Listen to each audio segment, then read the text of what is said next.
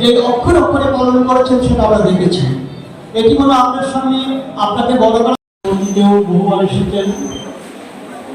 তিনি চট্টগ্রাম কথা বলা শুরু হয়েছে অতীতে, তাদের দীর্ঘ সময়ের ব্যাগের কারণে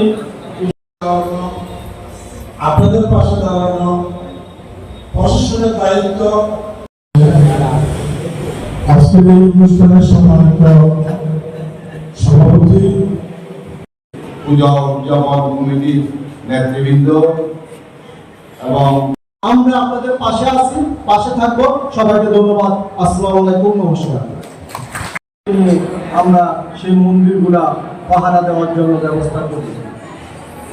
বৃহস্পতিবারে একটা গুজব উঠেছে, যেটা আমরা সেই মন্দিরগুলা পাহারা দেওয়ার জন্য ব্যবস্থা করি। বিভিন্ন ধর্মীয় উপাসনাগুলা রাজনৈতিক দলের সভা সমাবেশ শক্তি যাতে সমাজ সমাবেশ করতে পারি, এদেরকে আমরা নিয়ন্ত্রণ করতে পারি, তাহলে কিভাবে সেটা থেকে আমরা রেহাই পাবো তার ভিত্তিতে আজকে শনিবার জ্ঞান দিয়েছি।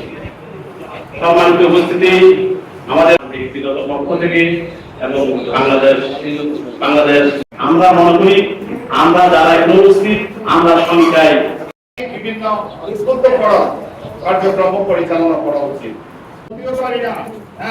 চোখ দিয়ে দেখি এটাও আমরা আমাদের পড়া দরকার। এখন বিভিন্ন এই সময়ে কি জন্য এখানে সংঘাত সৃষ্টি করার জন্য ব্যবহার করার জন্য আমরা এই পরিস্থিতিকে সুন্দর পরিবেশে নিয়ে আপনারাও সজাগ দৃষ্টি রাখবেন যাতে আমাদের পুজোয় সামান্য একটা কমিটি উপকমিটির মাধ্যমে প্রত্যেক পুজোকে আমাদের শান্তি দায়ী না হয় প্রশাসন দায়ী। আমি দুইটা পক্ষকে দায়ী করতে চাই। চাই না হাজারি, আমরা চাই না কান্নাকাটি, আমরা চাই শান্তি। সেই সব ঘটনার কোনো সুস্থ তদন্ত হয় নাই এবং আমরা অন্যান্য বছরের থেকেও এবার দ্বিগুণ উৎসাহে আমরা পূজা করতে যাচ্ছি। উনি ওইখানে উচ্চারণ করবেন, উনি আমাদের